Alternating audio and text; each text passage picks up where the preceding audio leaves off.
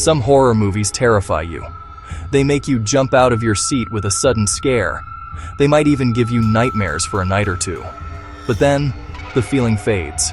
The fear subsides, and you move on with your life, leaving the monsters behind in the darkness of the cinema. Hereditary, however, is a different kind of beast entirely. This is not a film that simply scares you for a couple of hours. This is a film that haunts you. It burrows deep into your psyche and stays there, long after the credits have finished rolling.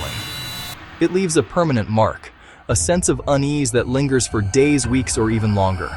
The true power of Ari Aster's masterpiece does not come from cheap jump scares or grotesque monsters hiding in the shadows. Instead, it draws its terrifying strength from something much closer to home: the complexities of family, the dark underbelly of grief, the suffocating weight of inherited trauma, the terrifying possibility that we can never truly escape the destinies forged by our bloodline. It is a slow-burn descent into madness, one that feels disturbingly real at every single turn. The horror is found not in what is supernatural, but in what is painfully, tragically human, making the eventual turn into the occult all the more devastating. Today, we are going to deep dive into the intricate layers of storytelling that make Hereditary the most unsettling horror movie of the past decade. We will dissect the brilliant filmmaking craft that creates its signature feeling of slow-burn dread. This is not just a review, it is a forensic examination of a film that rewrote the rules of modern horror. We will uncover the hidden clues, the subtle symbolism, and the deliberate technical choices that Ari Aster embedded into every single frame of his film. This journey will show you precisely why the film feels so profoundly wrong on a primal gut level. We will explore how the movie begins as a harrowing drama about a family collapsing under the pressure of loss, only to slowly peel back its layers and reveal the ritualistic nightmare hiding beneath. We will analyze the masterful use of miniatures, the foreshadowing hidden in plain sight, and the sound design that keeps you perpetually on edge. By the end, you will understand how every element, from the raw performances to the unsettling cinematography, works in perfect, horrifying harmony. This is the anatomy of a haunting, a detailed breakdown of how a film can break you down and get under your skin like no other. Hereditary does not begin with a ghost or a monster. It begins with an obituary. The very first thing we see is a death notice for Ellen Taper Lee, the family's estranged and secretive matriarch. This immediately sets the stage. The film is not about a haunted house. It is about a haunted family. The horror starts not with the supernatural, but with the profoundly human experience of grief. The opening funeral scene is a masterclass in discomfort. Annie Graham, played with astonishing intensity by Toni Collette, delivers a eulogy that is more confusing than comforting. She speaks of her mother's difficult, private nature, hinting at a relationship filled with more pain than love. It is a speech that reveals just how little she knew the woman who gave her life. This is the first layer of terror in Hereditary, the horror of real life. Before any demons are summoned, we are immersed in the suffocating atmosphere of a family drowning in sorrow. Each character processes their grief in isolation. Annie struggles to express her complex feelings, a mix of loss, resentment, perhaps even relief. Her husband, Steve, tries to be the stoic rock of the family, but his attempts to maintain normalcy only create more distance. Their son, Peter, retreats into himself, zoned out and detached. And then there is Charlie, the youngest child, who seems more unnervingly disconnected than sad. The film forces us to sit with their pain, making the experience deeply personal and relatable. The horror is rooted in the characters' inability to connect with one another. They are all trapped in the same house, but they might as well be on different planets. Annie attends a grief support group in secret, unable to share her true feelings with her own husband. She lies about her mother's dementia, inventing a more palatable story to mask the uglier truth of their family history.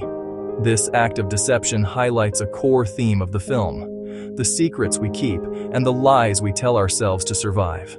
The terror is not in a monster lurking under the bed, but in the unspoken resentments and buried traumas that fester within the family unit, poisoning it from the inside out. Ari Aster makes it clear that the true horror story began long before the film's first frame. The death of the grandmother is not the inciting incident. It is merely the catalyst that brings decades of dysfunction to the surface. Annie speaks of her own father starving himself to death due to her mother's influence, and her brother committing suicide, leaving a note accusing their mother of putting people inside him. These are not supernatural events, at least not yet. They are stories of profound mental illness and psychological abuse. The film grounds its horror in a believable, tragic family history, making the eventual descent into the occult feel earned and all the more terrifying. One of the most powerful and unsettling visual motifs in the film is Annie's work as a miniature artist. Her workshop is a sanctuary, a place where she can retreat from the chaos of her family life. Yet it is also a prison. She creates tiny, perfect replicas of her own life, meticulously recreating scenes of domesticity and recreating scenes of trauma. This is not just a hobby, it is a desperate attempt to exert control over a world that feels completely out of her hands. She builds tiny models of her home. She builds tiny models of her family members. She builds a tiny model of the hospital where her mother died. By shrinking her reality down to a manageable size, she tries to understand and process the immense pain that surrounds her. These miniatures are more than character detail. They are a key storytelling device. The film's very first shot is a slow zoom into one of Annie's models.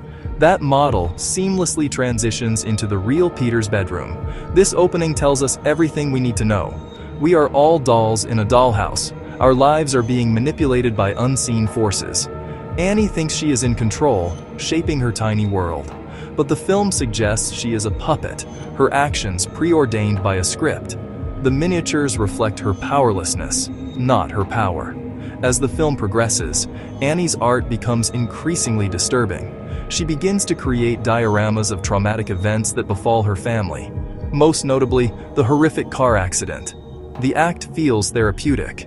The act also feels deeply pathological. On one hand, she externalizes her grief, giving it a physical form she can examine. On the other hand, she traps herself in a cycle of trauma, reliving her worst moments in miniature. The line between observer and participant blurs. Is she documenting her life? Or is she causing these events by making them first in her art? The ambiguity is deeply unnerving. The miniatures also act as foreshadowing, a visual prophecy of horrors to come. In the background of the workshop, we spot models that predict future events, hiding in plain sight. This suggests the family's fate is already sealed. Annie's process is not creation, but transcription. She is merely documenting a destiny set in stone. Her workshop, which should be creative freedom, is revealed as another cage.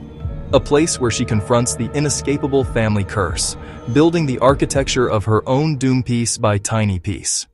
One of the most pervasive yet easily missed clues in Hereditary is the recurring symbol of King Paimon. This strange, seal-like emblem appears dozens of times, hiding in plain sight long before its meaning is clear.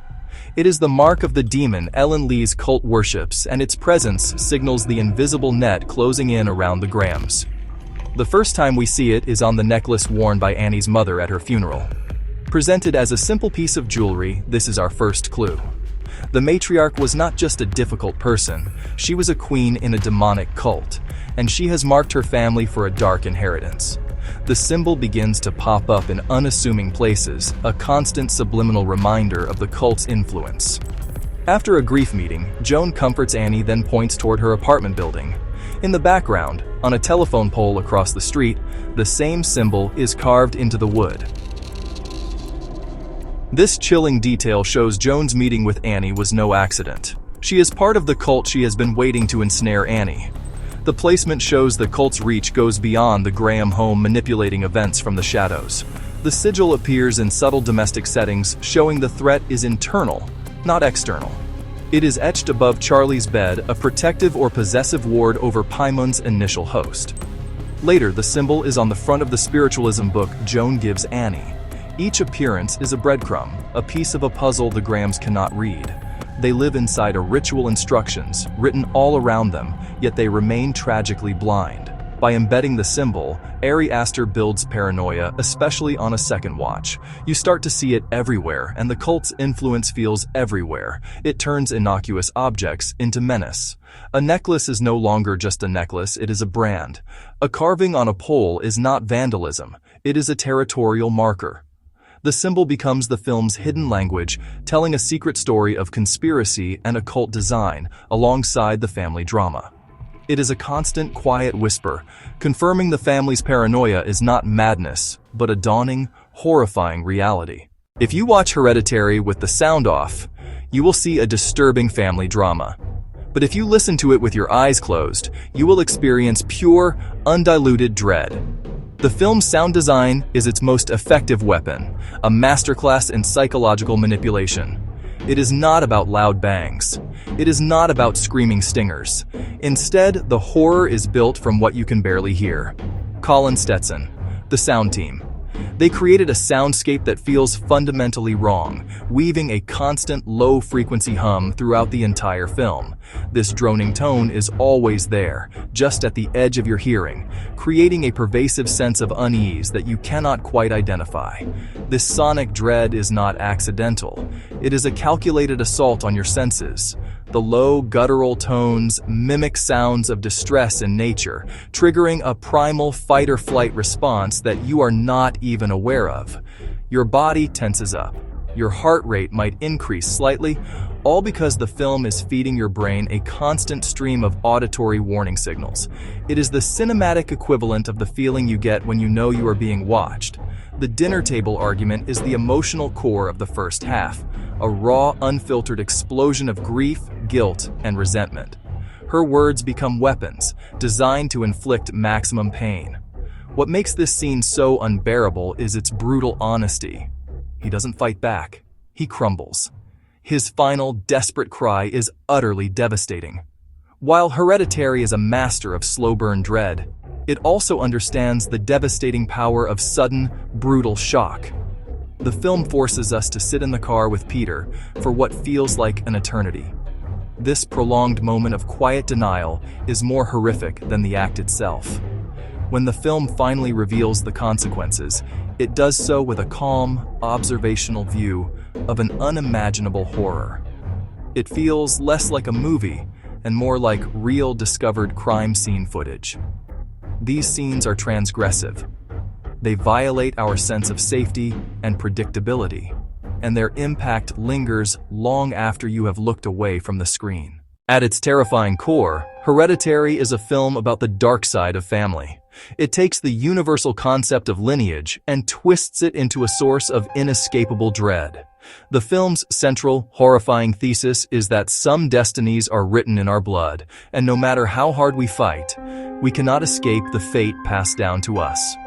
For the Graham family, their inheritance is not just genetic, it is a curse.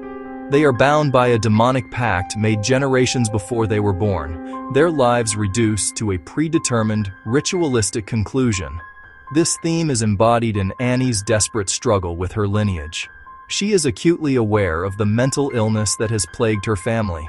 Father's starvation, brother's suicide, mother's secretive, cruel nature. She spends her life trying to break the cycle to protect her children from the darkness she fears she carries. Yet every action she takes to save them only pushes them further into the trap. Her attempts to manage her grief are co-opted by the forces she is trying to escape, turning her into an unwilling architect of her own doom. In Hereditary, the home is not a sanctuary. It is a prison. The film suggests the greatest danger may come from within our own homes, from the people we are supposed to trust most. The idea of a demon king is frightening, but the thought that your own grandmother would sacrifice you is far more personal and primal. It taps deep anxieties about our origins, secrets hidden in family histories, and our lack of control over inherited psychological and emotional baggage. Hereditary posits family as a cage, and sometimes the most terrifying monsters share our bloodline, a truth more unsettling than any ghost story. Hereditary is a masterclass in dread, but it's not the only film that gets under your skin. Which horror film should I break down next? The Witch, Sinister, or Talk to Me? Let me know in the comments below. And if you haven't already, be sure to subscribe for more deep dives into the anatomy of fear.